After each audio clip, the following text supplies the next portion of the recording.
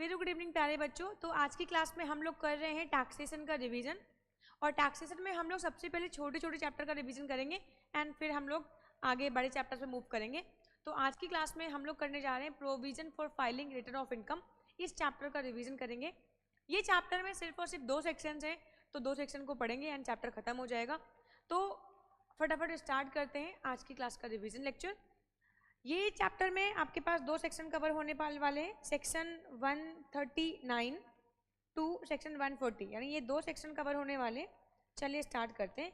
Provision for filing return of income, तो यहाँ पे क्लास में आप लोग पढ़ चुके हो। ऑफकोर्स ये रिवीजन लेक्चर है तो हम बहुत डिटेल में नहीं जाएंगे, बट आपको सारे प्रोविजन को एक बार टच जरूर करेंगे।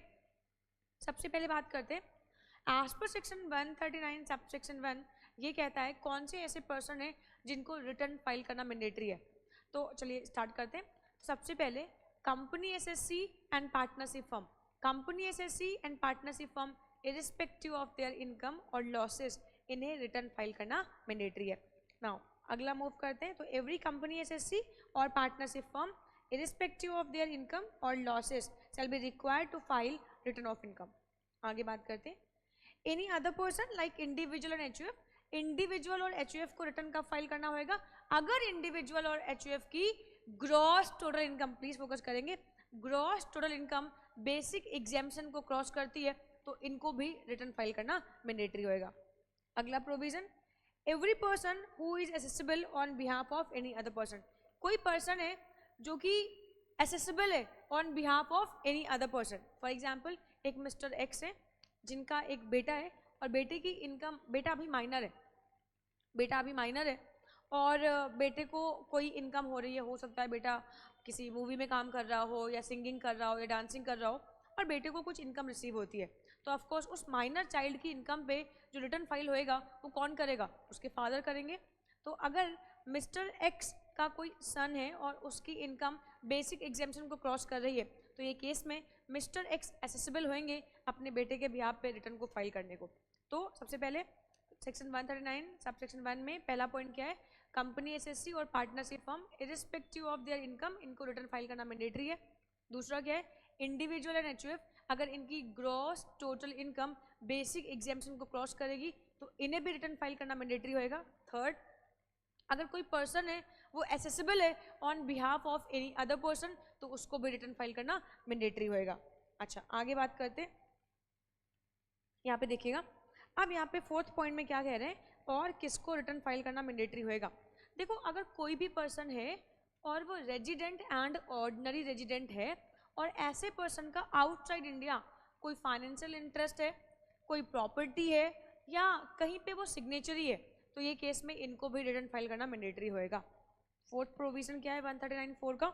इफ एनी इंडिविजुअल और HUF is a resident and ordinary resident and such person shall be required to file return of income if at any time during the previous year such person hold any asset located outside India or has signing authority in the account located outside India। तो ये case में इनको भी return file करना mandatory होएगा। हम पढ़ रहे हैं section 139 sub section 1। 139 sub section 1 कहता है compulsory filing of return of income, कौन से ऐसे पर्सन है जिनको रिटर्न फाइल करना मैंडेटरी है? तो सबसे पहले कंपनी एसएससी और partnership firm irrespective of their income और लॉसेस इनको रिटर्न फाइल करना मैंडेटरी है, आप सबको पता है। अगली बात आती है इंडिविजुअल एंड एचयूएफ, अगर इनकी ग्रॉस टोटल इनकम एक्सीड कर जाती है बेसिक एग्जेम्पशन को तो इनको भी रिटर्न फाइल करना मैंडेटरी है। थर्ड प्रोविजन है, अगर कोई पर्सन है वो एसेसिबल है on behalf of any other person और उस पर्सन की इनकम अगर बेसिक एग्जेम्पशन को क्रॉस करती है तो इनको भी रिटर्न फाइल करना मैंडेटरी होएगा। एंड अगला है, अगर कोई रेजिडेंट एंड ऑर्डिनरी रेजिडेंट है और ऐसे पर्सन का कोई प्रॉपर्टी सिचुएटेड है आउटसाइड इंडिया, या फिर रेजिडेंट एंड ऑर्डिनरी रेजिडेंट ये किसी आउटसाइड इंडिया किसी कंपनी में या फर्म में कोई साइनिंग अथॉरिटी है, तो ये केस में तो फिर ये सिचुएशन में इनको रिटर्न फाइल करना मैंडेटरी होएगा। मैंने आपसे कहा था इस चीज़ को पढ़ के जाना अच्छे से, इंपॉर्टेंट है ये हमारे लिए। अगर कोई इंडिविजुअल है या एचयूएफ है, और ये क्या है, अगर कोई इंडिविजुअल है और ये एचयूएफ है, ये आरओआर है और इसकी कोई प्रॉपर्टी सिचुएटेड है आउटसाइड इंडिया या फिर ये साइनिंग अथॉरिटी है आउटसाइड इंडिया, तो ये केस में इसको भी रिटर्न फाइल करना मैंडेटरी होएगा। आगे बात करते हैं। फिफ्थ प्रोविजन आता है हमारे पास, the person other than company and partnership firm are also required to furnish the return of income they have. अब यहाँ पे देखो ये एक्सपेंस की बात कर रहे हैं, ये एक्सपेंस की बात कर रहे हैं। देखो पहले तो ऐसा होता था कि अगर आपकी इनकम एक्सीड करती थी तो आपको रिटर्न फाइल करना मैंडेटरी होता था, बट अब तो एक्सपेंस को भी यहाँ पे क्या कर रहे हैं, कंसीडर कर रहे हैं। तो अगर कोई पर्सन है यानी कि इंडिविजुअल या एचयूएफ है और ये पर्सन का कोई करंट अकाउंट है, इंडिविजुअल और एचयूएफ है और ये पर्सन का कोई करंट अकाउंट है और उस करंट अकाउंट में इन्होंने ट्रांजेक्शन करके रखी हुई है 1 करोड़ रुपीज़। अब ये 1 करोड़ रुपीज़ सिंगल अकाउंट में भी ट्रांजेक्शन हो सकती है या फिर एग्रीगेट ऑफ अकाउंट्स में भी ट्रांजेक्शन हो सकती है। तो अगर किसी पर्सन ने 1 करोड़ रुपीज़ से ज़्यादा ट्रांजेक्शन कर रखी है अपने करंट अकाउंट में, तो ये केस में इनको भी रिटर्न फाइल करना मैंडेटरी होएगा। ये एक बार रीड करेंगे, इंडिविजुअल और HUF deposited an amount or aggregate of the amount exceeding 1 crore rupee in one or more current account maintained with a banking company or cooperative bank, तो ये case में इनको भी रिटर्न फाइल करना mandatory होएगा। ठीक है मैम, ये क्लियर हो गया। अगली बात करते हैं, अगर कोई भी पर्सन है इंडिविजुअल और एचयूएफ और ये फॉरेन में ट्रेवल कर रहा है, फॉरेन ट्रेवलिंग कर रहा है, और अगर ये फॉरेन ट्रेवलिंग करते समय फॉरेन ट्रेवल पे 2 लाख रुपीज़ से ज़्यादा खर्च कर रहा है, 2 लाख रुपीज़ से ज़्यादा खर्च कर रहा है, प्लीज़ कहीं कहीं पे 2 लाख है, कहीं कहीं मतलब यहाँ पे आपको ये चीज़ बहुत फोकस करनी है कि एक्सीडिंग है और इक्वल्स टू है। ठीक है, तो यहाँ पे 1 करोड़ रुपीज़ में एक्सीडिंग का साइन लगा हुआ है, exceeding 1 crore rupees current account में, तो आपको रिटर्न फाइल करना मैंडेटरी है। अगर आपने फॉरेन ट्रेवलिंग पे 2 लाख रुपीज़ से ज़्यादा खर्च किया तो ये केस में आपको रिटर्न फाइल करना मैंडेटरी है। और इसके साथ ही साथ अगर आप इंडिविजुअल एंड एचयूएफ है और आप बिजली का बिल पे कर रहे हैं जो कि 1 लाख रुपीज़ से ज़्यादा है, तो ये केस में आपको रिटर्न फाइल करना मैंडेटरी हो जाएगा। समझता है? आगे बढ़ते हैं। इसके अलावा हम आगे बात कर रहे हैं, the following person shall be required to file return of income as per rule 12AB if turnover of business exceed 60 lakh और ग्रॉस रिसीट एक्सीड ₹10 लाख, तो ये केस में आपको रिटर्न फाइल करना मैंडेटरी होएगा। ये है नया प्रोविजन जो कि है मोस्ट इंपॉर्टेंट, तो प्लीज़ इसको अच्छे से पढ़ के जाएंगे, देखिएगा ध्यान से। अगर कोई भी इंडिविजुअल और एचयूएफ है जो कि बिजनेस कर रहा है और बिजनेस में इसका टर्नओवर एक्सीड कर गया है 60 लाख रुपीज़ से, या फिर अगर इसने किसी प्रोफेशन को ऑप्ट किया है एंड प्रोफेशन में आपका टर्नओवर, आपकी जो ग्रॉस रिसीट है वो एक्सीड कर गई है 10 लाख रुपीज़ से, तो ये केस में आपको रिटर्न फाइल करना मैंडेटरी होएगा। ध्यान रखिएगा। And if the person has deposited 50 lakh और मोर इन वन और more of his saving account, अगर आप इंडिविजुअल एंड एचयूएफ है और आपने अपने सेविंग बैंक अकाउंट पे 50 लाख रुपए से ज़्यादा सेव करके रखा हुआ है, तो ये केस में आपको रिटर्न फाइल करना मैंडेटरी हो जाएगा। And if the amount of TDS TCS collected in his case is 25,000 और more, but in case of senior citizen it is 50,000। तो अगर आप कोई ऐसे इंडिविजुअल और एचयूएफ है जिस पे टीडीएस या टीसीएस के प्रोविजंस अट्रैक्ट कर रहे हैं और टीडीएस और टीसीएस को मिला के टोटल जो अमाउंट है वो 25,000 रुपीज़ से एक्सीड कर रहा है, तो ये केस में आपको रिटर्न फाइल करना मैंडेटरी होएगा। आगे बात करते हैं, अगर आप सीनियर सिटीजन है तो यहाँ पे 25,000 की जो लिमिट है वो 50,000 रुपीज़ हो जाएगी। क्लियर? तो यहाँ पे ध्यान रखिएगा। सबसे पहले 139 सबसेक्शन 1, एवरी कौन से ऐसे पर्सन है जिनको रिटर्न फाइल करना मैंडेटरी होएगा, तो कौन से ऐसे पर्सन है जिनको रिटर्न फाइल करना मैंडेटरी होएगा। सबसे पहले आता है कंपनी, एसएससी और partnership firm, irrespective of their income और लॉसेस, इनको रिटर्न फाइल करना मैंडेटरी होएगा। दूसरा, इंडिविजुअल एंड एचयूएफ, अगर इनकी ग्रॉस टोटल इनकम एक्सीड करती है बेसिक एग्जेम्पशन से, तो इनको रिटर्न फाइल करना मैंडेटरी होएगा। और अगर थर्ड पॉइंट है, any person accessible on behalf of any other person, और उस पर्सन की इनकम, उस पर्सन की जीटीआई एक्सीड करती है बेसिक एग्जेम्पशन से, तो इनको भी रिटर्न फाइल करना मैंडेटरी होएगा। इसके बाद अगर कोई रेजिडेंट एंड ऑर्डिनरी रेजिडेंट है और ये पर्सन की कोई प्रॉपर्टी है जो कि लोकेटेड है आउटसाइड इंडिया, या ये पर्सन फाइनेंशियल सिग्नेचरी है किसी और कंपनी में, किसी और फर्म में जो कि लोकेटेड है आउटसाइड इंडिया, तो ये केस में ऐसे पर्सन को भी रिटर्न फाइल करना मैंडेटरी होएगा। या कोई इंडिविजुअल और एचयूएफ जिसका कोई करंट अकाउंट है और करंट अकाउंट में उसने 1 करोड़ से ज़्यादा की ट्रांजेक्शन कर रखी है, तो ये केस में इसको भी रिटर्न फाइल करना मैंडेटरी होएगा। या कोई इंडिविजुअल और एचयूएफ है और ऐसा पर्सन फॉरेन ट्रेवल कर रहा है एंड फॉरेन ट्रेवलिंग पे ये 2 लाख रुपीज से ज़्यादा का पैसा खर्च कर रहा है, तो ये केस में रिटर्न फाइल करना मैंडेटरी होएगा। एंड अगर कोई इंडिविजुअल और एचयूएफ है और ये इंडिविजुअल और एचयूएफ बिजली का बिल जमा कर रहा है 1 लाख रुपए से ज़्यादा, तो ये केस में इसको रिटर्न फाइल करना मैंडेटरी हो जाएगा।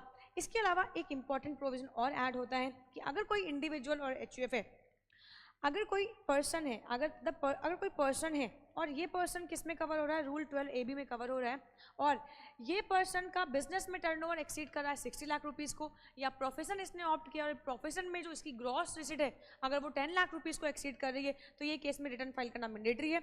इसके अलावा अगर किसी पर्सन ने अपने सेविंग बैंक अकाउंट में 50 लाख रुपीज़ से ज़्यादा सेव करके रखा है, तो ये केस में भी रिटर्न फाइल करना मैंडेटरी होएगा। और अगर किसी पर्सन के ऊपर इंडिविजुअल और एचयूएफ टीडीएस और टीसीएस की प्रोविजन अट्रैक्ट कर रहे हैं एंड टीडीएस एंड टीसीएस आपके ऊपर 25,000 रुपए से ज़्यादा लग रहा है, तो ये केस में आपको रिटर्न फाइल करना मैंडेटरी है।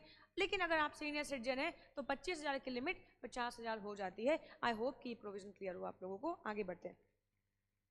Due date for filing of return of income. Due date for filing of return of income, due dates कितने होंगे? वेरी सिंपल यार, देखो हमारे सिलेबस में कितने पर्सन है, हमारे सिलेबस में 4 पर्सन है। एक तो हम इंडिविजुअल की बात करते हैं, एक हम हिंदू अनडिवाइडेड फैमिली की बात करते हैं, और हम फर्म की बात करते हैं, और हम कंपनी की बात करते हैं। ठीक है, तो इंडिविजुअल, एचयूएफ और फर्म के लिए जो रिटर्न फाइलिंग की डेट है वो क्या होगी? 31 जुलाई। बट अगर इनको ऑडिट करवाना मैंडेटरी होता है तो इनके केस में ये डेट क्या हो जाएगी? 31 अक्टूबर। एंड कंपनी एसएससी के लिए क्या होगी? 31 अक्टूबर। आई बात समझ में? तो due date for filing of return of income क्या होगी? इन जनरल सभी के सभी पर्सन के लिए जो रिटर्न फाइलिंग की डेट होती है वो क्या होती है? 31 जुलाई। और कंपनी एसएससी के लिए जो रिटर्न फाइलिंग की डेट है वो क्या होगी? 31 अक्टूबर। बट यहाँ पे देखेंगे मैं 4% की बात करूंगी, क्योंकि 4% का सिलेबस में, तो 4% की बात कर लेते यार। इंडिविजुअल, एचयूएफ और फर्म, इन 3% की टैक्सेस अगर हम देखते हैं तो इन 3% को रिटर्न फाइल करना होता है 31 जुलाई। 31 जुलाई लास्ट डेट होगी इनके लिए रिटर्न फाइलिंग की। लेकिन अगर इन पर्सन को ऑडिटिंग कंपलसरी होगी तो फिर 31 जुलाई की जगह इनको रिटर्न फाइल करना होगा 31 अक्टूबर। ठीक है, तो last date of filing of return of income क्या होगी? 31 जुलाई। बट अगर रिटर्न फाइल करना, अगर ऑडिटिंग करवाना मैंडेटरी है तो डेट क्या हो जाएगी? 31 अक्टूबर। एंड कंपनी एसएससी के लिए आप सब जानते हैं कंपनीज को from the very beginning auditing करवाना मैंडेटरी होता है। एंड जिन भी पर्सन को ऑडिटिंग करवाना मैंडेटरी होता है उनके लिए डेट क्या होती है रिटर्न फाइलिंग की? 31 अक्टूबर। ठीक है, तो ध्यान रखिएगा 31 अक्टूबर, 31 जुलाई। यहाँ पे दो बातें, एक तो 31 जुलाई है तो ऊपर से 31 अक्टूबर। एंड कंपनी के लिए तो हमेशा 31 अक्टूबर होएगी। आगे बढ़ते हैं यार हम लोग। रिटर्न ऑफ लॉस इंपॉर्टेंट है, मैंने आप लोगों को बता रखा था। Return of loss section 139 sub section 3 ये क्या कहता है? ये कहता है कि अगर किसी भी पर्सन को अगर लॉसेज हुए हैं, किसी भी पर्सन को लॉसेज हुए हैं, और वो लॉस कहाँ के हुए हैं ये बात आप लोगों को ध्यान में रखना है। आंसर लिखते समय गड़बड़ नहीं होनी चाहिए। कहाँ के लॉस कंसिडर कर रहे हैं? एक तो बिजनेस एंड प्रोफेशन का लॉस कंसिडर कर रहे हैं, कैपिटल गेन, और loss is from owning and maintaining of race horses. ठीक है, इन 3 लॉसेज के यहाँ पे बात करें। अगर आपको इन 3 हेड से कोई भी लॉस हुआ है तो ये केस में आपको लॉस का रिटर्न सबमिट करना पड़ेगा, क्योंकि अगर लॉस को आपको क्लेम करना है, सेट ऑफ करवाना है या कैरी फॉरवर्ड करवाना है तो रिटर्न ऑफ लॉस भरना मैंडेटरी है। एंड रिटर्न ऑफ लॉस आप फिल कर सकते हो, कोई दिक्कत की बात नहीं है। और कब तक फिल करोगे रिटर्न ऑफ लॉस? जैसे फॉर एग्जाम्पल मैंने अभी आपका एक सेक्शन कवर किया है, section 139 sub section 1। 139 sub section 1 में ड्यू डेट्स लिख रखी है। एंड ड्यू डेट्स क्या है? रिटर्न फाइलिंग की 2 ड्यू डेट्स है, एक तो है 31 जुलाई, एक है 31 जुलाई और दूसरा है 31 अक्टूबर। अच्छा, तो ये 2 डेट से हमारे पास रिटर्न को फाइल करने के, जैसा भी केस में हो गया आप वो डेट पे रिटर्न को फाइल करोगे। अच्छा, तो हम यहाँ बात कर रहे थे रिटर्न ऑफ लॉस की। अगर किसी पर्सन को लॉस हुआ है, सेक्शन 139 सब सेक्शन 3 की बात करें, 139 सब सेक्शन 3 की बात करें, अगर किसी पर्सन को लॉस हुआ है तो वो अपने लॉस का रिटर्न भी फाइल कर सकता है। एंड लॉस का रिटर्न वो कब तक फाइल करेगा? आपको लॉस का रिटर्न फाइल करना है as per section 139 sub section 1। यानी रिटर्न ऑफ लॉस कब तक फाइल किया जा सकता है? रिटर्न ऑफ लॉस जो फाइल है वो, रिटर्न ऑफ लॉस को फाइल करने की जो लास्ट डेट होगी वो होगी 31 जुलाई या 31 अक्टूबर एज द केस में भी। यानी कि रिटर्न ऑफ लॉस फिल किया जाएगा as per section 139 sub section 1। ठीक है, तो ये डेट याद रखिएगा आप लोगों को। डेट याद रखना है कि रिटर्न ऑफ लॉस कब तक हम फिल कर सकते हैं। तो रिटर्न ऑफ लॉस हम लोग फाइल करेंगे as per section 139 sub section 1। लेकिन ऐसा नहीं है कि आप रिटर्न ऑफ लॉस, आपके पास बहुत सारा लॉस हुआ है और आपने वो लॉस दिखा दिया। नहीं, मैंने आप लोगों को क्लास में बताया था आप लोगों को कितना लॉस लाउ होएगा। अगर आपने कोई रिटर्न ऑफ लॉस भरा और आपने कुछ लॉस क्लेम किया तो आपको सिर्फ उतना ही लॉस क्लेम करने का मौका मिलेगा जितना असेसिंग ऑफिसर ने कह रखा है। ठीक है, आगे बढ़ते हैं। फिर आता है हमारे पास बिलेटेड रिटर्न। मैम ये बिलेटेड रिटर्न क्या होता है? बिलेटेड रिटर्न का मतलब होता है कि कोई भी ऐसा रिटर्न, ड्यू डेट्स खत्म हो गए, ड्यू डेट्स बीत गए, चले गए, 31 जुलाई चली गई और हमें याद आया ओ हमें रिटर्न फाइल करना है, या फिर 31 अक्टूबर लैप्स कर गई और हमें अब याद आया कि हमने अपने रिटर्न तो भरे ही नहीं, अब हमें अपने रिटर्न फाइल करने। तो ये केस में हम अपने रिटर्न को भी फाइल कर सकते हैं। तो आफ्टर द ड्यू डेट जब हम अपने रिटर्न को फाइल करते हैं तो उसको हम लोग बोलते हैं बिलेटेड रिटर्न। ठीक है, सेक्शन 139 सब सेक्शन 4 बात करता है बिलेटेड रिटर्न पे। सेक्शन 139 सब सेक्शन 4 बात करता है बिलेटेड रिटर्न पे। बिलेटेड रिटर्न पे कौन बात करता है? सेक्शन 139 सब सेक्शन 4 बात करता है और ये कहता है कि बिलेटेड रिटर्न हम कब तक फाइल कर सकते हैं। तो बिलेटेड रिटर्न फाइल कर सकते हो 3 months prior to the end of the assessment year। 3 months prior to the end of the assessment year। यहाँ पे देखेंगे तो बिलेटेड रिटर्न कब तक फाइल कर सकते हो? 3 months prior to the end of the relevant assessment year और before completion of assessment which ever is earlier. यानी कि 3 months prior to the end of the assessment year। For example अगर हम लोग 23-24 हमारा प्रीवियस ईयर है तो 24-25 हमारा क्या हो जाएगा? असेसमेंट ईयर हो जाएगा। एंड असेसमेंट ईयर ये कब एंड हो रहा है? ये एंड हो रहा है 31 मार्च 2025 को। अगर ये 31 मार्च 2025 को लैप्स कर रहा है, ख़त्म हो रहा है, तो ये केस में 3 months प्रायर का मतलब हो गया 31 दिसंबर। तो इसका मतलब है बिलेटेड रिटर्न हम 31 दिसंबर of the relevant assessment year ही फाइल कर सकते हैं। 31 दिसंबर of the relevant assessment year ही फाइल कर सकते हैं। लेकिन इसमें एक बात और है, तो ये कहते हैं 3 months prior to the end of the relevant assessment year. तो ये 3 months प्रायर मैंने ले लिया है, 3 months prior to the end of the relevant assessment year और बिफोर द असेसमेंट। अगर असेसमेंट हो गया कहते हैं दिस और this whichever is earlier. तो मैंने आप लोगों को क्लास में बताया था अगर असेसिंग ऑफिसर ने पहले ही आपके रिटर्न को असेस कर लिया है तो फिर वही डेट आपके लिए बिलेटेड रिटर्न को फाइल करने की लास्ट डेट होगी। ठीक है, तो 139 1 खत्म, 3 खत्म एंड 4 खत्म। Now very very very important, very very very important sir, मैंने आप लोगों को बताया था सेक्शन 234F, यहाँ पे मैं लगा रही हूँ उसको, सेक्शन 234F। 234F किसका है? फाइन का है, फाइन का है। देखो आपके लिए ड्यू डेट्स कौन कौन सी, जल्दी से बताओ ड्यू डेट्स कौन कौन सी आपके 31 जुलाई या 31 अक्टूबर एज द केस में भी, ये आपके रिटर्न की लास्ट डेट होगी। अच्छा, अगर आपने इन डेट्स पे रिटर्न नहीं भरा, अगर आपने इन डेट्स पे रिटर्न को फाइल नहीं किया तो ये केस में आपको फाइन लग जाएगा। तो ये केस में आपको फाइन लग जाएगा। एंड कितना फाइन लगने वाला है? कितना फाइन लगने वाला है? अगर आपकी income up to 5 lakh rupees है और आपने अपना रिटर्न टाइमली फाइल नहीं किया, यानी कि ड्यू डेट के बियॉन्ड जाके फाइल कर रहे हो, तो ये केस में आपको 1000 रुपीज़ का फाइन लगने वाला है, जो कि 234F में। और अगर आपकी इनकम 5 लाख रुपीज़ को एक्सीड करती है तो ये केस में कितना है? 5000 रुपीज़ है। ध्यान रखिएगा 234F क्या कहता है? आपको फाइन लगेगा। कितना फाइन लगने वाला है? कितना फाइन लगने वाला है? तो यहाँ पे कहते हैं अगर आपकी इनकम अप टू 5 लाख है तो सिर्फ और सिर्फ आपको 1000 रुपीज़ फाइन भरना है। बट अगर आपकी इनकम 5 लाख को एक्सीड कर रही है तो ये केस में 5000 रुपीज़ का आपको फाइन है। 234F वेरी इंपॉर्टेंट, मैंने क्लास में एग्जाम के क्वेश्चन करवाए थे और आपको दिखाया था कि ये बहुत बार आपके एग्जाम में आया हुआ है, तो अच्छे से करके जाएंगे। नाउ आगे मूव करते हैं 139 सबसेक्शन 5। 139 सबसेक्शन 5 क्या कहता है? 139 सबसेक्शन 5 कहता है कि मान लो फॉर एग्जांपल ऐसा हुआ कि हमने ना अपने रिटर्न को भरा, अपने रिटर्न को फिल किया, फाइल किया, और फिर क्या हुआ कि हमारे को ना लग रहा है कि गलती हो गई, पीजीबीपी की इनकम सैलरी में डाल दी, सैलरी की इनकम पीजीबीपी में डाल दी। तो फिर ये सिचुएशन में ना अब तो हमें अपने रिटर्न को रिवाइज करना पड़ेगा। तो रिवाइज का मतलब होता है जब एसएससी को लगता है कि उसने कोई रिटर्न फाइल किया और उस रिटर्न में कोई ओमिशन या कमीशन हो गई है, गलत फिगर्स लिख दिया, गलत हेड में लिख दिया, तो फिर ये केस में आप अपने रिटर्न को रिवाइज भी कर सकते हो। एंड कितने नंबर ऑफ टाइम तक रिवाइज कर सकते हो? कोई भी एसएससी अपने रिटर्न को इनफाइनाइट नंबर ऑफ टाइम तक रिवाइज कर सकता है। देखेंगे एक एसएससी अपने रिटर्न को इनफाइनाइट नंबर ऑफ टाइम तक रिवाइज कर सकता है, लेकिन यहाँ पे इसकी एक टाइम लिमिट है। जो टाइम लिमिट है उस प्रिस्क्राइब्ड टाइम लिमिट में ही आपको अपने रिटर्न को रिवाइज करना है। मैम क्या टाइम पीरियड है? तो यहाँ पे टाइम पीरियड है 3 month prior to the end of the relevant assessment year. 3 month prior to the end of the relevant assessment year, आप इस डेट तक ही अपने रिटर्न को रिवाइज कर सकते हो। यहाँ पे देखो, यहाँ पे कहते हैं कि 3 month prior to the end of the relevant assessment year. आपका प्रीवियस ईयर क्या है? 23-24 है, तो आपका असेसमेंट ईयर क्या हो जाएगा? 24-25 हो जाएगा। एंड 24-25 की लास्ट डेट क्या है? 31 मार्च 2025। एंड 3 मंथ प्रायर क्या होएगा? 31 दिसंबर 2024। तो ये आपकी लास्ट डेट होएगी आपके रिटर्न को रिवाइज करने के लिए। तो कोई भी पर्सन अगर उसने रिटर्न फाइल किया है और उस रिटर्न में उसको लगता है कि कोई ओमिशन या कमीशन हो गई है, तो आप अपने रिटर्न को रिवाइज कर सकते हो।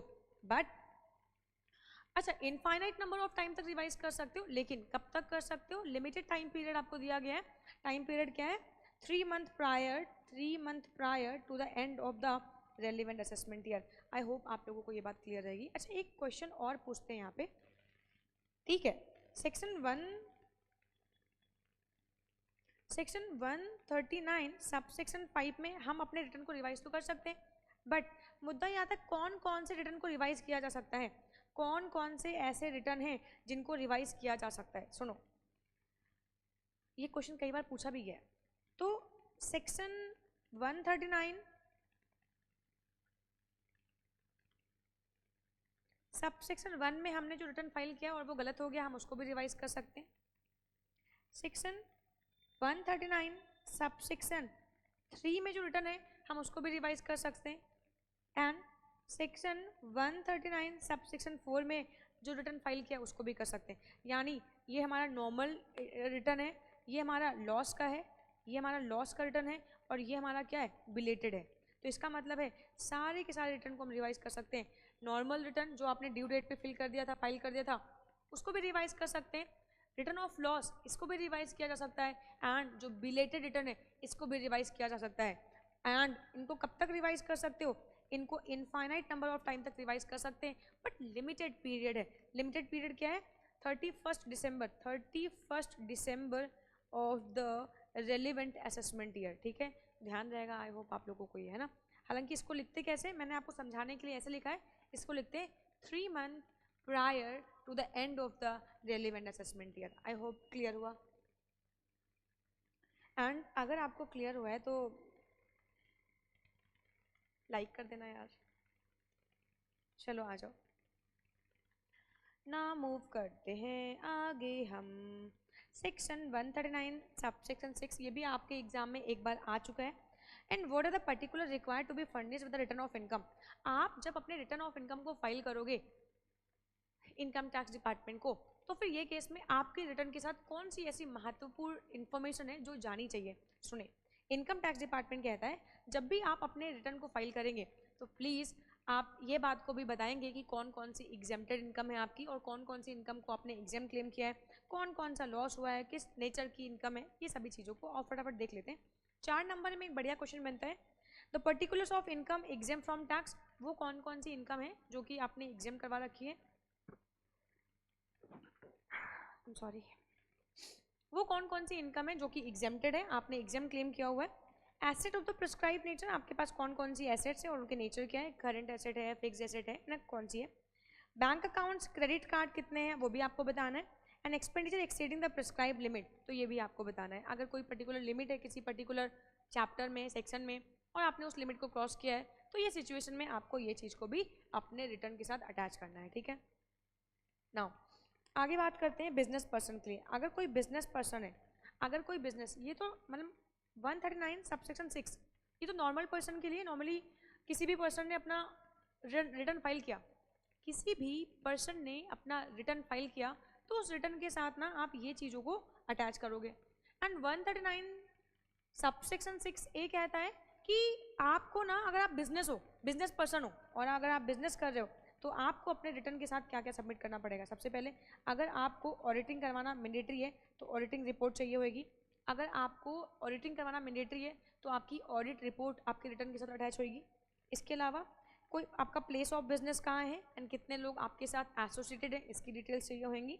एंड अगर आप पार्टनरशिप फर्म हो या एसोसिएशन ऑफ पर्सन हो तो ये केस में कौन कौन से पर्सन एसोसिएटेड है और उनकी डिटेल्स क्या है, ये भी आपको 139 सबसेक्शन 6A में मेंशन करनी पड़ेगी। एंड द मोस्ट इम्पॉर्टेंट प्यारे बच्चों प्लीज़ प्लीज़ प्लीज़ आप ये सेक्शन को बहुत अच्छे से पढ़ के जाना। मैं ये पूरा सेक्शन आपको रीड करवाने वाली हूँ क्योंकि ये सेक्शन है वेरी वेरी वेरी इंपॉर्टेंट है ना, तो इसको बहुत अच्छे से पढ़ के जाना है। चलो तो 139 सबसेक्शन 8A 139 8A क्या कहता है, very very very important section, बहुत अच्छे से पढ़ के जाना। ये है अपडेटेड रिटर्न, ठीक है ना यार, ये है updated return. And updated return की बात करें तो सबसे पहले 139 सबसेक्शन 8A में कौन कौन से रिटर्न आएंगे सुनिएगा ध्यान से। यहाँ पे ना पहले देखो अपडेटेड रिटर्न है क्या। अच्छा मैं पहले ये बता दूँ अपडेटेड रिटर्न है क्या। हो सकता है कि बहुत सारे ऐसे बच्चे भी ये लेक्चर कर रहे हो जिन्होंने नहीं पढ़ा होगा क्लास में या आपको याद नहीं होगा, तो प्लीज़ सुने ध्यान से। देखो अभी तक ना जो रिटर्न को फाइल करने की जो लास्ट डेट होती है, ड्यू डेट जो होती है वो 31 जुलाई या 31 अक्टूबर एज द केस में भी है, बट इसके बाद भी हम अपने रिटर्न को फाइल कर सकते हैं। सेक्शन 139(4) कहता है कि हम अपने रिटर्न को बिलेटेड रिटर्न को भी फाइल कर सकते हैं, यानी बियॉन्ड द ड्यू डेट्स भी हम रिटर्न को फाइल कर सकते हैं। But beyond the due date हम कब तक फाइल कर सकते हैं, तो हमारे को भाई अगर मान लो फॉर एग्जाम्पल मेरे लिए अक्टूबर लास्ट डेट है, अक्टूबर में नहीं फाइल किया तो 31 दिसंबर of the relevant assessment year हम अपने रिटर्न को फाइल करेंगे। यानी बिलेटेड में भी हमें बहुत कम टाइम मिल रहा है। देखो यहाँ पे हमने फाइनेंशियल ईयर मान लो मेरे लिए 23-24 है, तो फाइनेंशियल 23-24 में हमने इनकम अर्न करी, तो इसका जो टैक्स है ये हम कब फाइल, ये रिटर्न 24-25 में सबमिट करेंगे। एंड 24-25 में 31 जुलाई या 31 अक्टूबर, यही दो डेट्स हमारे पास, इस डेट पे हम रिटर्न को फाइल करेंगे 31 अक्टूबर, ठीक है। अच्छा मान लो हमने ड्यू डेट्स पे रिटर्न को फाइल नहीं किया, तो फिर एज पर सेक्शन 139 सबसेक्शन 4 हम अपने रिटर्न को बिलेटेड भी फाइल कर सकते हैं। लेकिन बिलेटेड कब तक फाइल कर सकते हैं, 3 months prior to the relevant assessment year, यहीं तक फाइल कर सकते हैं। आप मान लो फॉर एग्जांपल जिन पर्सन ने बिलेटेड रिटर्न भी फाइल नहीं किया, जिन पर्सन ने बिलेटेड रिटर्न फाइल नहीं किया, अब वो पर्सन तो रिटर्न ही फाइल नहीं कर पाएंगे। डिपार्टमेंट ने कहा कि अगर जिन पर्सन ने बिलेटेड रिटर्न फाइल नहीं किया, यानी ड्यू डेट पे भी नहीं किया एंड बिलेटेड भी नहीं किया, तो ऐसे पर्सन के रिटर्न तो एक्सेप्ट नहीं होंगे। अब यार बड़ी प्रॉब्लम हो गई यार, अगर ऐसे पर्सन की रिटर्न मान लो फॉर एग्जांपल किसी पर्सन की जेन्युइन रीजन हो सकते हैं, जेन्युइन रीजन से ड्यू डेट पे भी रिटर्न फाइल नहीं किया और बिलेटेड भी निकल गई, अब वो अपने रिटर्न को फाइल करना चाहता है और टैक्स पे करना चाहता है, तो ये केस में तो बड़ी प्रॉब्लम हो गई। डिपार्टमेंट कह रहा है हम एक्सेप्ट ही नहीं करेंगे, तो यार ये तो गलत था कि एक्सेप्ट ना करें। तो यहाँ पे ना बहुत अपील करी गई कि काम करो यार आप एक्सेप्ट करो, आपको फाइन लगाना है, आपको पेनल्टी लगानी है तो आप वो लगा दो यार, लेकिन एटलीस्ट रिटर्न तो एक्सेप्ट करो। तो ये केस में एक नया कॉन्सेप्ट आया अपडेटेड रिटर्न। आप after the due date, after the belated जो ड्यू डेट्स है उसके बाद आप बिलेटेड फाइल कर सकते हो, और अगर बिलेटेड रिटर्न भी फाइल नहीं किया तो अपडेटेड भी फाइल कर सकते हो।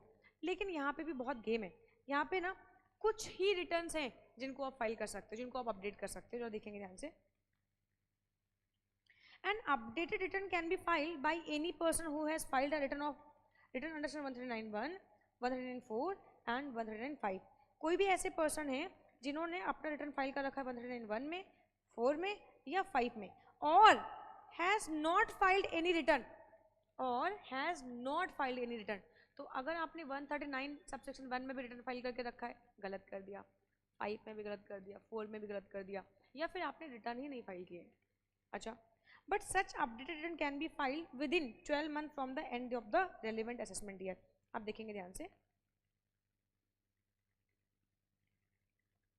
अपडेटेड रिटर्न 139(8)(a), ये क्या कहते हैं, ये कहते हैं कौन कौन से फाइल कर सकते हो। सबसे पहले तो यहाँ पे हम अगर बात करें तो 139 सबसेक्शन 1 भी अपडेट किया जा सकता है, 139 सबसेक्शन 3 नहीं कर सकते। ओह मैं इसको लिखती हूँ ऐसे, 139 सबसेक्शन 3 नहीं कर सकते हैं, एंड 139 सब सेक्शन 4 कर सकते हो एंड 139 सब सेक्शन 5 कर सकते हो। प्लीज़ फोकस करेंगे, 139 नहीं कर सकते हैं। प्लीज़ फोकस करेंगे, 139 नहीं कर सकते।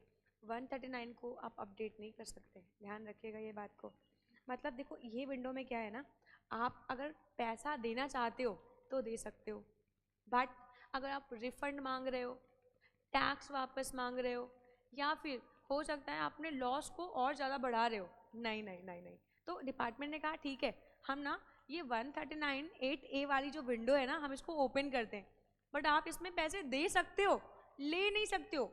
इसीलिए यहाँ पे देखो 139 सब सेक्शन 3 को कवर किया ही नहीं, कहा कि नहीं अगर पैसे देने आए हो विंडो ओपन है, पैसे लेने आए हो नहीं नहीं नहीं नहीं विंडो क्लोज है। आई बात समझ में? तो ध्यान रखना ये बात को। ओके, डेट क्या होगी, डेट क्या होगी, किस टाइम तक हम अपने अपडेटेड रिटर्न को फाइल कर सकते हैं? तो डेट होएगी 2 year from the relevant assessment year. तो हम ऐसे लेते हैं, देखो ध्यान से, मेरे लिए जो फाइनेंशियल ईयर है वो 23-24 है, मेरे लिए जो असेसमेंट ईयर है वो 24-25 है। 24-25 से 2 साल, 24-25 से 2 साल, तो यानी कि एक साल हो गया 25-26 और दूसरा हो गया 26-27, ठीक है ना यार। तो इसका मतलब ये है कि 31 मार्च 2027 तक हम अपने रिटर्न को अपडेट कर सकते हैं। अगर आपका रिटर्न है 23-24 का, अगर आपका रिटर्न है 23-24 का, तो हम इस रिटर्न को अपडेट कर सकते हैं 31 मार्च 2027 तक, यानी कि आपको 2 साल मिलेंगे, 2 year from the end of the relevant assessment year. I hope ये बात क्लियर आप लोग को। Updated return can not be filed if it is return of loss, तो मैंने आपको पहले बता रखा है, ये बात ध्यान रखिएगा आप लोग। इसके अलावा no updated return can be filed if an updated return has already been filed for the same assessment year. और अगर एक बार आपने अपने अपने रिटर्न को अपडेट कर दिया तो फिर दोबारा नहीं कर पाओगे। यहाँ पे ऐसा कुछ नहीं है कि आपका अगर ना रिवाइज रिटर्न है इनफाइनाइट नंबर ऑफ टाइम तक आप रिवाइज कर सकते हो, बट यहाँ पे ऐसा कुछ भी नहीं है।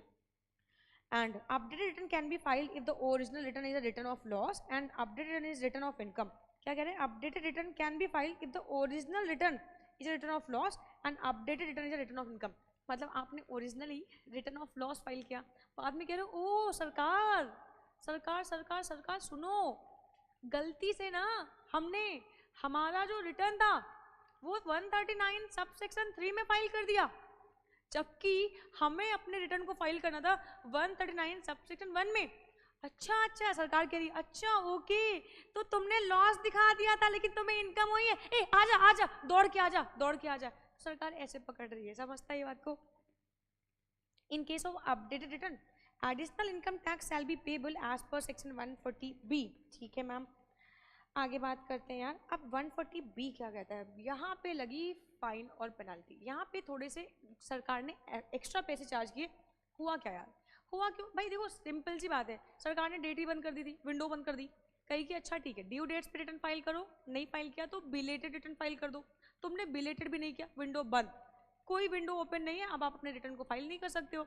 अच्छा, फिर लोगों ने कहा भैया देखो ऐसा कर लो, रिटर्न एक्सेप्ट कर लो, महाराज प्रभु गुरु सरकार रिटर्न एक्सेप्ट कर लो। सरकार ने कहा अच्छा ऐसा क्या, बहुत लोग आए हैं, बहुत लोगों को टैक्स जमा करना है। सरकार ने कहा ठीक है विंडो ओपन सेक्शन 139(8)A में, ठीक है। अच्छा, तो अब यहाँ पे क्या कहा, लेकिन सुनो क्योंकि तुम देर से आए हो तो तुमसे हम क्या करेंगे, फाइन वसूलेंगे, तुम पे लगाएंगे हम पेनल्टी, ठीक है। तो यहाँ पे कुछ एक्स्ट्रा टैक्स आपसे डिमांड किया जाएगा, जरा देखिएगा ध्यान से। And very important, very very very important बच्चों, बहुत अच्छे से पढ़ना।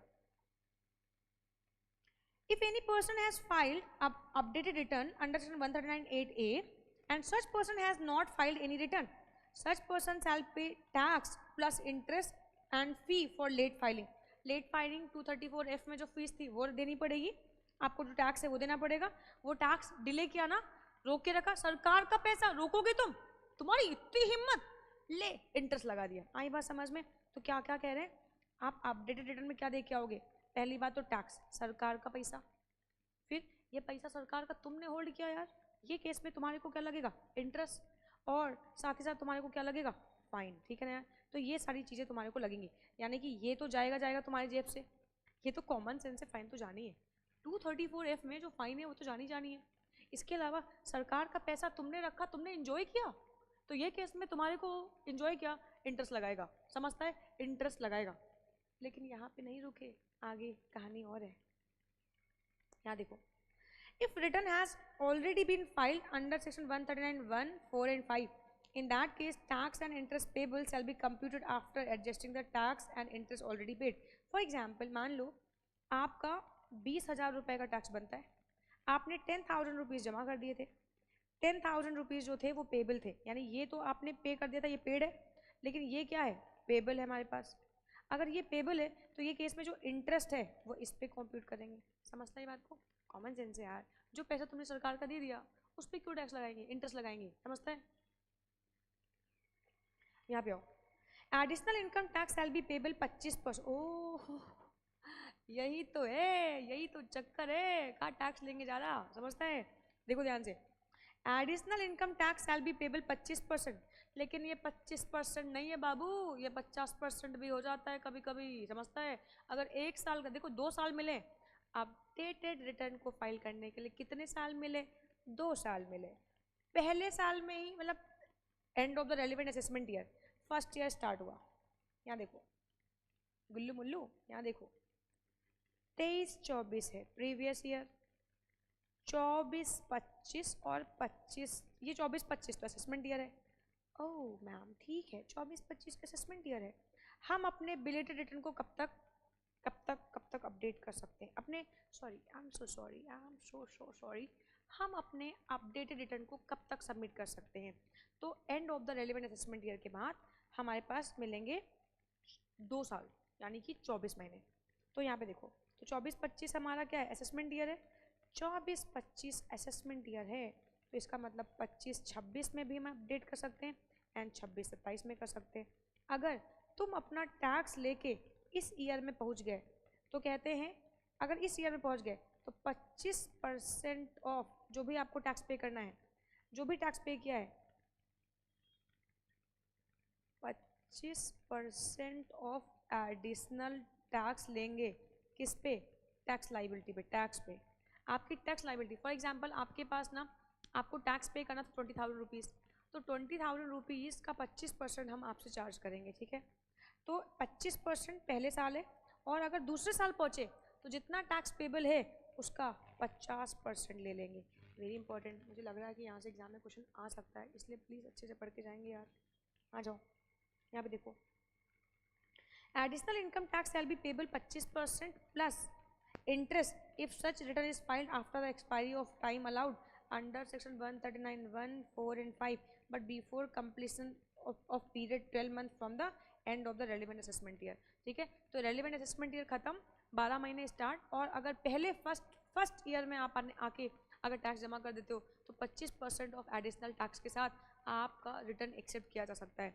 और अगर आप यही आते हो, additional income tax shall be payable 50% plus interest if such return is filed after the expiry of the 12 month but before the expiry of 24 महीने। 24 महीने के बाद तो आप वैसे भी नहीं कर सकते हो, 24 महीने के बाद तो आप वैसे भी नहीं कर सकते हो। आपको 2 साल मिलते हैं अपने रिटर्न को अपडेट करने के लिए। फॉर एग्जांपल फिर से देख लो ये एग्जांपल, आपका फाइनेंशियल ईयर है 23-24, फाइनेंशियल ईयर है 23-24, तो असेसमेंट ईयर हो जाएगा 24-25। तो यहाँ से आप 2 साल में अपने रिटर्न को अपडेट कर सकते हो, 25-26 एंड 26-27। अगर 25-26 में आपने अपने रिटर्न को अपडेट कर दिया तो ये केस में 25% ऑफ टोटल टैक्स लाइबिलिटी का आपसे एक्स्ट्रा पैसा लेंगे, उस पर इंटरेस्ट लेंगे, टैक्स लेंगे, और आपको ये फाइल करने का मौका मिल जाएगा। बट अगर आप इस साल आते हो तो फिर ये केस में 50% ऑफ एडिशनल इनकम टैक्स आपसे चार्ज करेंगे, ठीक है।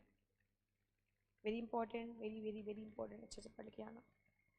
139 सबसेक्शन 9 डिफेक्टिव रिटर्न है, एग्जाम में कई बार ऑलरेडी पूछा जा चुका है, मुझे लगता नहीं कि इस बार आएगा, बट ऑफकोर्स इंस्टीट्यूट का कोई भरोसा नहीं है मेरी जान, इंस्टीट्यूट का कोई भरोसा नहीं है, इंस्टीट्यूट के आगे तो सब नतमस्तक है बेटा। तो हम पढ़ के जाएंगे, कोई भी लापरवाही नहीं करेंगे। 139 सबसेक्शन 9, 139 सबसेक्शन 9 कहता है डिफेक्टिव रिटर्न। मैम ये डिफेक्टिव रिटर्न क्या है? देखो, जब एसएससी अपनी मिस्टेक्स को पकड़े तो रिवाइज रिटर्न, एसएससी को, यानी मैंने अपना रिटर्न फाइल किया और मुझे लगा ओ गलती हो गई, इनकम दिखानी थी XYZ और इनकम दिखा दी PQR, गड़बड़ हो गई, चलो रिवाइज करते हैं, तो ये हो गया रिवाइज रिटर्न। अब मैंने अपने रिटर्न को सबमिट किया, मेरे को डिपार्टमेंट से नोटिस आती, एंड मैंने आपको बताया था मुझे नोटिस भी आई थी, मैंने डिपार्टमेंट को रिटर्न सबमिट किया और डिपार्टमेंट से मेरे को नोटिस आई 139 सब सेक्शन 9 में, और डिपार्टमेंट ने कहा राखी मैम आपने अपना रिटर्न गलत फाइल कर दिया। तो जब हम अपनी गलतियों को पकड़े तो रिवाइज रिटर्न, लेकिन जब असेसिंग ऑफिसर हमारे रिटर्न को चेक कर रहा होगा और जब वो देखता है कि कुछ गलती पाई गई है, कोई इनकम नहीं लिखी है या टैक्स कम दिया है या इंटरेस्ट कम दिया है, तो फिर ये सिचुएशन में हमारे को जब नोटिस रेज करता है असेसिंग ऑफिसर तो इसको हम लोग बोलते हैं डिफेक्टिव रिटर्न। फिर से सुनो ध्यान से, डिफेक्टिव रिटर्न का मतलब क्या है? जब असेसिंग ऑफिसर हमारी गलतियों को पकड़ता है और बोलता है कि आपने गलती कर रखी है रिटर्न में, प्लीज़ इसको रेक्टिफाई करो, तो इसको हम लोग बोलते हैं डिफेक्टिव रिटर्न। एंड जैसे ही हमारे को नोटिस आता है, जैसे ही हमारे को नोटिस आता है within 15 days from the date of notice, जैसे ही हमारे को नोटिस आता है within 15 days from the date of notice हमें इसको सही करना होता है।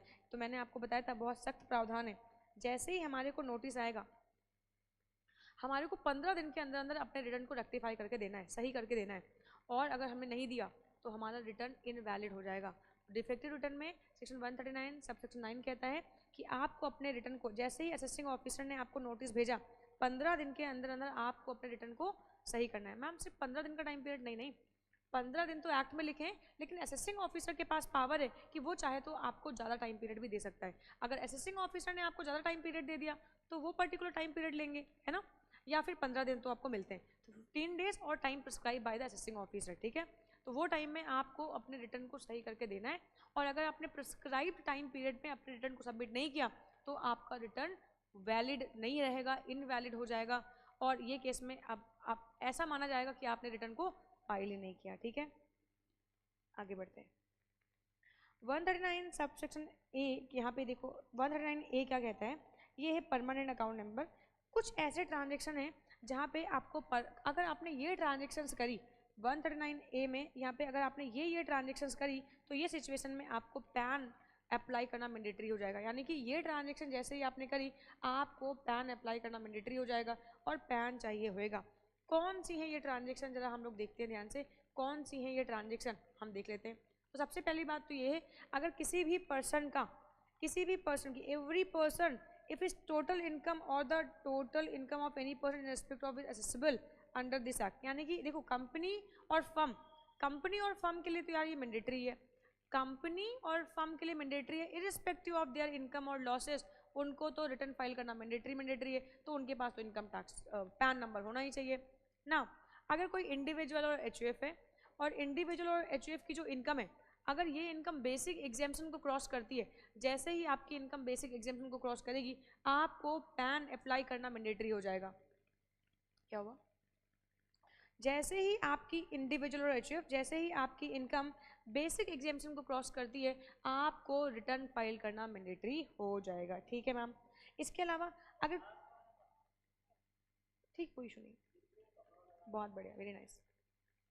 अगर कोई पर्सन है और अगर उसका ग्रॉस टर्नओवर, अगर कोई पर्सन है और वो बिजनेस कर रहा है, यानी इंडिविजुअल और एचयूएफ की बात करें, अगर कोई पर्सन है और वो बिजनेस कर रहा है और बिजनेस में उस पर्सन का ग्रॉस टर्नओवर एक्सीड कर रहा है ₹5 लाख से, तो ये केस में उसको पैन अप्लाई करना मैंडेटरी हो जाएगा।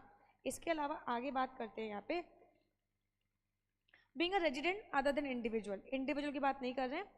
अगर कोई पर्सन है और उसने 2,50,000 से ज़्यादा की ट्रांजेक्शन करके रखी हुई है, 2,50,000 और मोर, यहाँ पे 2,50,000 और मोर है।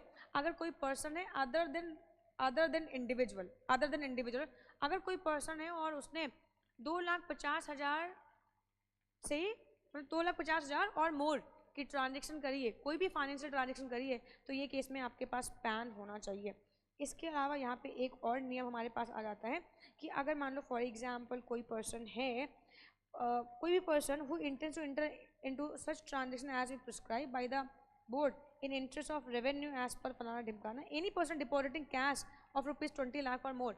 अगर कोई पर्सन है और उसने अपने बैंक में 20 लाख रुपीज़ डिपॉजिट किए या फिर 20 लाख रुपीज़ विड्रॉ किया और उसके पास पैन नहीं है, तो आपको पैन अप्लाई करना पड़ेगा। यानी 20 लाख रुपीज़ की ट्रांजेक्शन अगर आपने अपने बैंक अकाउंट में करी तो आपके पास पैन होना मैंडेटरी है। अब चाहे आपने वो पैसे विड्रॉ किए हो, चाहे वो पैसा आपने डिपॉजिट किया हो, ठीक है। तो ध्यान रखिएगा ये केस में आपको पैन अप्लाई करना मैंडेटरी है, या any other transaction prescribe by the central government, इसमें कुछ है नहीं। कुल मिला के 4 बातें यहाँ पे। अगर कोई भी पर्सन है और उसकी इनकम बेसिक एग्जेम्पशन को क्रॉस करती है, आपको पैन अप्लाई करना पड़ेगा। कोई भी पर्सन है अगर वो बिजनेस कर रहा है और बिजनेस में उसका टर्नओवर 5 लाख रुपीज़ को एक्सीड किया, उसको रिटर्न फाइल करना मैंडेटरी है।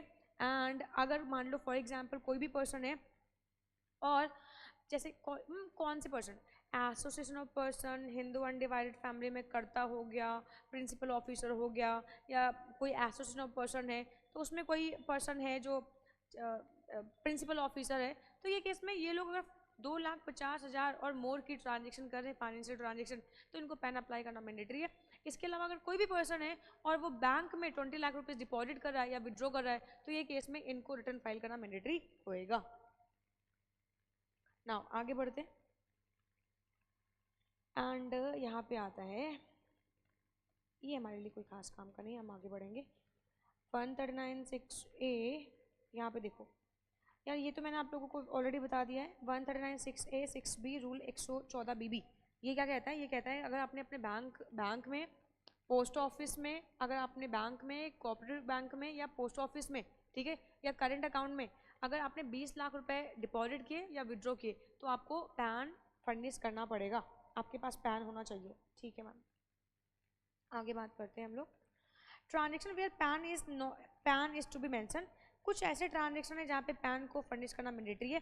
Very important very very important, आपके एग्जाम में बहुत बार आ चुका है, मैंने एग्जाम के क्वेश्चंस करवाए हुए हैं क्लास में, तो मैंने वहाँ पे आपको बताया था। जरा देखेंगे ध्यान से, कौन सी ऐसी ट्रांजेक्शन है जहाँ पे पैन को फर्निश करना मैंडेटरी है। तो यहाँ पे था मैम, फिर ये क्या था, यहाँ पे पैन को अप्लाई करना मैंडेटरी है, यहाँ पे पैन को आपको शो करना मैंडेटरी है। मतलब अगर आपने ये ट्रांजेक्शन करी तो आपको पैन शो करना पड़ेगा। मैम कौन कौन सी ट्रांजेक्शन है? सबसे पहले सेल और purchase of motor vehicle other than 2 wheeler, तो सेल और परचेज ऑफ मोटर व्हीकल आपको पैन शो करना पड़ेगा। अगर आप किसी बैंक में अकाउंट अपना ओपन करवा रहे हो, कोई सेविंग बैंक अकाउंट ओपन करवा रहे हो, या कोई फिक्स डिपॉजिट का बैंक, कोई अकाउंट फिक्स डिपॉजिट मेंटेन कर रहे हो, तो ये केस में आपको पैन फर्निश करना पड़ेगा। आगे बात कर रहे हैं, making an application to any banking company और cooperative bank for issue of credit card और डेबिट कार्ड। अगर क्रेडिट कार्ड और डेबिट कार्ड के लिए आप अप्लाई कर रहे हो, तो फिर ये एक सिचुएशन में आपको पैन फर्निश करना मैंडेटरी हो जाएगा। ओपनिंग अ डीमैट अकाउंट, आपको पैन फर्निश करना पड़ेगा। पेमेंट टू अ होटल, अगर आपने किसी होटल में कोई बिल सबमिट किया या कोई एक्सपेंडिचर किया और वो एक्सपेंडिचर जो है वो 50,000 रुपीज़ को एक्सीड करा, तो ये केस में आपको पैन फर्निश करना मैंडेटरी होएगा।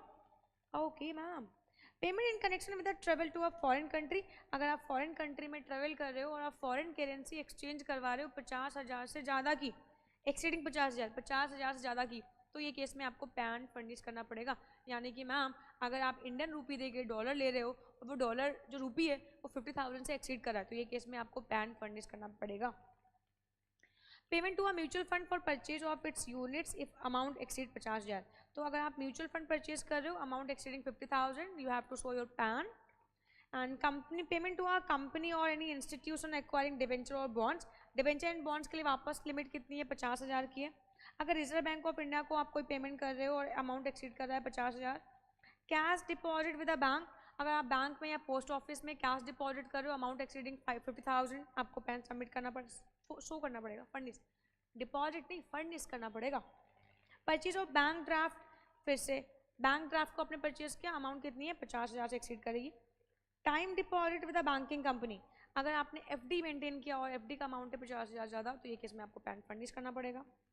पेमेंट फॉर वन और more prepaid payment instrument, if payment prepaid instrument को अगर आप पेमेंट कर रहे हो 50,000 से, लिमिट 50,000 की है। इंश्योरेंस प्रीमियम वापस फिर से लिमिट 50,000 की है। शेयर्स परचेज किया 1 लाख, डिबेंचर परचेज किए 50,000, म्यूचुअल फंड परचेज किए 50,000, ठीक है। बट अगर आपने शेयर्स परचेज किए तो अमाउंट एक्सीडिंग रुपीज 1 लाख।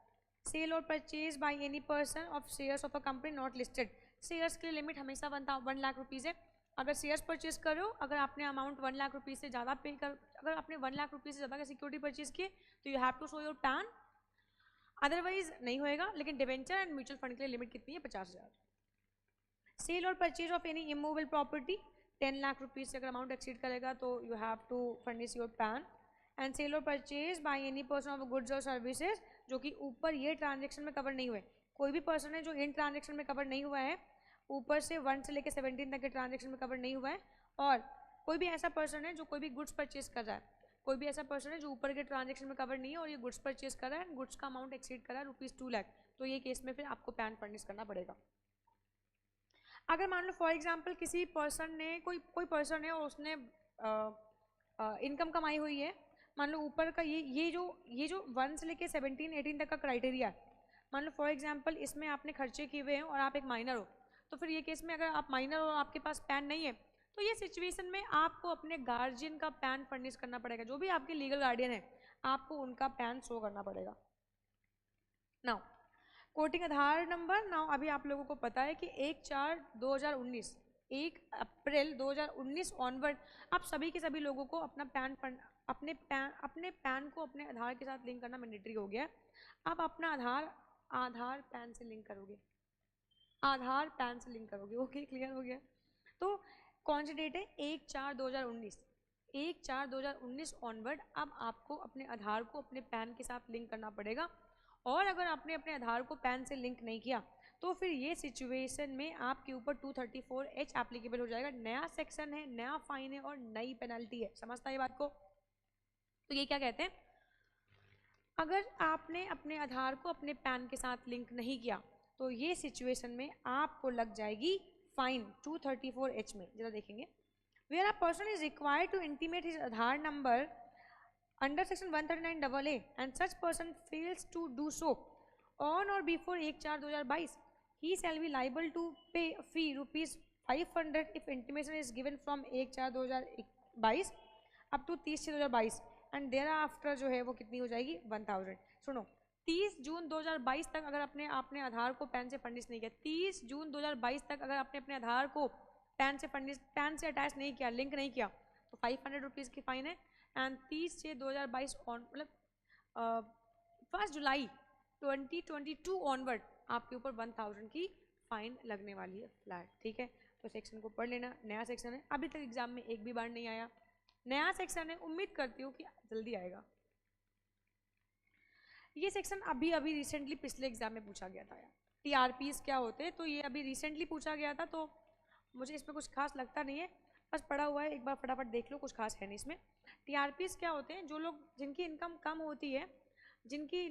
होती है, तो ऐसे लोगों को, भाई अगर मेरी इनकम बहुत कम है और मुझे रिटर्न फाइल करना नहीं आता, तो ऑफकोर्स मैं किसी CS या CMA को पकड़ूंगी कि भैया मेरा रिटर्न फाइल कर दो। तो वो पर्सन अगर मेरा रिटर्न फाइल करेगा तो वही 1000-2000 तो वो मुझे चार्ज करेगा। तो अब रिटर्न टैक्स, इनफैक्ट टैक्स भी 1000 रुपये का नहीं है, 1000 रुपये का टैक्स भी नहीं है, लेकिन CS या CMA की फ़ीस जो है वो 1000 रुपये हो जाएगी। तो ये केस में ऐसे लोगों को हेल्प करने के लिए सरकार ने कहा कि हम एक स्कीम बनाते हैं जिसमें एक एग्जाम है, TRP का exam income tax department conduct करेगा। जो भी पर्सन इस एग्जाम को क्लियर करेंगे उनको TRP का सर्टिफिकेट मिल जाएगा। और ये ऐसे जिनकी इनकम बहुत कम है, जो लोअर ग्रुप इनकम में है, ऐसे लोगों की इनकम पे ये लोग रिटर्न फाइल करेंगे। ठीक है, यहाँ पे देखो, in order to help the person having low income और टैक्स लाइबिलिटी, डिपार्टमेंट ने एक कॉन्सेप्ट इंट्रोड्यूस किया जिसको बोलते हैं TRP। तो TRP ऐसे लोगों के, मतलब जो TRP जो पर्सन है जिनको सर्टिफिकेट मिला हुआ डिपार्टमेंट से, ये लोग इन लोगों के रिटर्न को फाइल करेंगे। ठीक है, यहाँ से क्वेश्चन एक आता है कि TRP किन के रिटर्न को फाइल नहीं कर पाएंगे। TRP अगर कोई भी पर्सन नॉन रेजिडेंट है तो नॉन रेजिडेंट के रिटर्न को ये फाइल नहीं करेंगे, और अगर कोई भी पर्सन है जिसकी बिजनेस इनकम है और उसको ऑडिट करवाना मैंडेटरी है, ऐसे पर्सन के रिटर्न को TRPs फाइल नहीं करेंगे। ठीक है मैम, TRPs के लिए क्वालिफिकेशन क्या चाहिए? TRP होने के लिए आपको ग्रेजुएशन डिग्री चाहिए। अगर आप CA, CS और CMA का इंटरमीडिएट और एग्जीक्यूटिव लेवल भी आप क्लियर कर चुके हो, तब भी आप TRP के लिए एलिजिबल हो जाते हो। तो आपने ग्रेजुएशन डिग्री करी हो या फिर CA, CS और CMA का इंटरमीडिएट लेवल का एग्जाम भी आपने क्लियर किया हो, तो भी आप TRP बन सकते हो। ठीक है मैम, क्या इसके पैसे भी मिलेंगे? ऑफकोर्स इसके पैसे भी मिलेंगे आपको। यहाँ पे क्या कहते हैं, डिपार्टमेंट शैल पे a commission 3% of the tax paid on the income declare in the return और 1000 विच एवर इज लोअर। यानी कि आपको TRP, अगर आप TRP हो तो TRP को कितना कमीशन मिलने वाला है? TRP को कमीशन मिलने वाला है 3% ऑफ टैक्स लाइबिलिटी। बच्चे इसको इनकम का 3% ले लेते हैं, भाई इनकम का 3% नहीं है, इनकम का 3% नहीं, टैक्स लाइबिलिटी का है। तो 3% ऑफ टैक्स लाइबिलिटी और 1000 which ever is which ever is lower, ठीक है। फॉर एग्जाम्पल अगर कोई पर्सन है उसकी टैक्स लाइबिलिटी है 10,000 रुपीज़, तो 10,000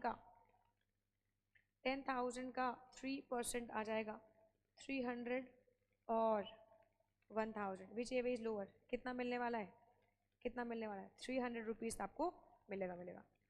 मैम अगर मान लो फॉर एग्जांपल किसी पर्सन की टैक्स लाइबिलिटी है 5,000, तो 5,000 पे अगर हम लोग निकालेंगे 3%, तब तो यार ये तो बहुत कम आएगा, ये तो 150 रुपये आएगा। तो 150 रुपये और 1,000 विच एवर इज लोअर, तो क्या हमें 150 मिलेंगे? नहीं, डिपार्टमेंट कहता है टीआरपीज़ को गारंटीड हम 250 रुपये तो दिलवाएंगे, जिसमें से 150 रुपये आपको अगर मान लो फॉर एग्जांपल आपका कमीशन बनता है 150 रुपये, तो 150 रुपये आपको डिपार्टमेंट पे करेगा एंड 100 रुपये आप असेसिंग ऑफिसर से रिसीव कर पाओगे। आई बात समझ में? तो टीआरपीज़ के अंतर्गत 250 रुपये का मिनिमम कमीशन तो एक इंस्टीट्यूट ने फिक्स ही कर दिया है, इंस्टीट्यूट कह रही हूँ सॉरी, सीबीडीटी ने। आ जाओ, इसके अलावा 140 ये लास्ट सेक्शन है हमारा। अब इसमें क्या कह रहे हैं, मान लो फॉर एग्जांपल ये सेक्शन बहुत पुराना हो गया, मुझे लगता नहीं कि अभी आएगा, बट फिर भी सिलेबस में हम कर लें, कौन सी चीज़ कब इंस्टीट्यूट पूछ ले, हू नोज। ओके, सेक्शन 140 क्या कहता है, अगर मान लो फॉर एग्जांपल कोई इंडिविजुअल है, यानी कि अगर मैं हूँ तो अपने रिटर्न को वेरीफाई और सर्टिफाइड कौन करेगा, मैं करूँगी। बट मान लो किसी केस में मैं आउटसाइड इंडिया हूँ और मेरा रिटर्न फाइल होना है, तो मैंने इंडिया में कह दिया अपने एजेंट से, अपने एम्प्लॉय से कि भाई मेरा रिटर्न फाइल करवा देना, मैं तो आउटसाइड इंडिया हूँ, मैं रिटर्न फिल नहीं कर पाऊँगी। तो ये केस में मैं मेरे रिटर्न को खुद वेरीफाई करूँगी। बट अगर मान लो कभी मैं इस तरीके की सिचुएशन में हूँ जब मैं अपने रिटर्न को खुद वेरीफाई नहीं कर सकती और ड्यू डेट आ गई, तो फिर ये केस में क्या कोई और पर्सन भी रिटर्न को वेरीफाई कर सकता है?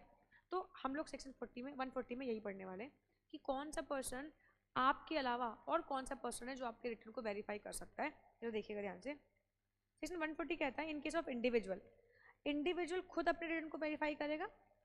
In the case of individual the return should be verified by the individual himself, but किसी रीजन की वजह से अगर इंडिविजुअल नहीं है तो उसका एजेंट जिसके पास पावर ऑफ अटॉर्नी है, तो फिर मान लो मैं आउटसाइड इंडिया हूँ और मैं अपने रिटर्न को फाइल नहीं कर पा रही हूँ, तो फिर ये केस में मैं अपने एजेंट को अगर पावर ऑफ अटॉर्नी दे दूँ और मैं अपने एजेंट से बोलूँ कि तुम मेरे रिटर्न को वेरीफाई कर देना, तो इनकम टैक्स डिपार्टमेंट कहता है यस ऑफ कोर्स, एजेंट जिसके पास पावर ऑफ अटॉर्नी है वो रिटर्न को वेरीफाई कर सकता है।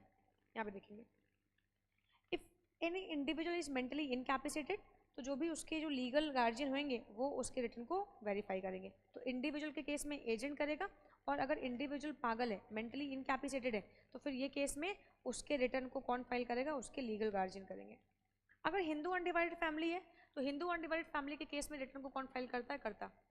अगर हिंदू अनडिवाइडेड फैमिली है तो हिंदू अनडिवाइडेड फैमिली के केस में जो रिटर्न है उसको कौन फाइल करता है, करता। बट अगर करता नहीं है, किसी रीजन की वजह से करता उस रिटर्न को नहीं वेरीफाई कर पा रहा है, तो कोई भी अडल्ट मेंबर कर सकता है, चाहे वो मेल हो या फीमेल हो। आगे बात करते हैं। इन केस ऑफ कंपनी के केस में रिटर्न को वेरीफाई करता है मैनेजिंग डायरेक्टर, बट अगर मैनेजिंग डायरेक्टर अवेलेबल नहीं है तो return can be signed by any director. But अगर कंपनी लिक्विडेशन में है तो जो हमारा जो ऑफिसर है जिसको लिक्विडेशन का चार्ज दिया गया है, ठीक है, वो पर्सन करेगा। If company is in liquidation return can be signed by the liquidator, ठीक है। अगर नॉन रेजिडेंट कंपनी है तो उसके एजेंट करेंगे। तो कंपनी के केस में एमडी करेगा, अगर एमडी नहीं है तो डायरेक्टर करेगा। अगर कंपनी नॉन रेजिडेंट है तो फिर उसका एजेंट जो इंडिया में है वो साइन करेगा। और अगर कंपनी लिक्विडेशन में है तो फिर ये केस में लिक्विडेटर करेगा। इन केस ऑफ फर्म के केस में रिटर्न कौन फाइल करेगा? फर्म के केस में जो मैनेजिंग पार्टनर होते हैं वो फाइल करेंगे, बट अगर मैनेजिंग पार्टनर नहीं है तो कोई भी पार्टनर कर सकता है, चलेगा। इन case of limited liability LLP के केस में कौन करेगा? डेजिग्नेटेड पार्टनर करेंगे, और अगर डेजिग्नेटेड पार्टनर नहीं है तो कोई भी करेगा। In case of local authority principal officer ही आपके रिटर्न को वेरीफाई करेगा। In case of political party chief executive officer आपके रिटर्न को फाइल करेंगे, सबमिट करेंगे, वेरीफाई करेंगे। In case of any other association principal officer करेगा, और अगर प्रिंसिपल ऑफिसर नहीं है तो any member. In case of any other person by that person और by some person competent to act on his behalf, ठीक है। तो फाइनली ये था हमारा ये टॉपिक। सेल्फ असेसमेंट की बात मैं एडवांस टैक्स में करूँगी, सेल्फ असेसमेंट की बात मैं एडवांस टैक्स में करने वाली हूँ, तो मैं यहाँ पे नहीं करने वाली हूँ। तो यहाँ पे हमारा सेक्शन 139 टू 140 कवर हो गया। एंड ऑफकोर्स ये चैप्टर की वेटेज बहुत ज़्यादा है। जिन टॉपिक को मैंने बताया कि वेरी इंपॉर्टेंट, तो प्लीज़ उसको बहुत अच्छे से करके जाना, क्योंकि इम्पॉर्टेंट है बेटा, ठीक है। तो ऐसे ही ना हम छोटे छोटे चैप्टर ना पहले रिवाइज कर लेंगे, ताकि जब आप बच्चे इन चैप्टर्स को करते जाओगे तो आपको ना भरोसा होता जाएगा कि ये सबको अब हमसे चीज़ें हो रही हैं, ठीक है। तो पहले छोटे छोटे चैप्टर करेंगे एंड देन फिर हम लोग बड़े बड़े करेंगे। आई होप कि आपको ये सेशन अच्छा लगा होगा, आपने ये सेशन इन्जॉय किया होगा, एंड इन्जॉय किया होगा तो प्लीज़ लाइक कमेंट कर देना। बाय।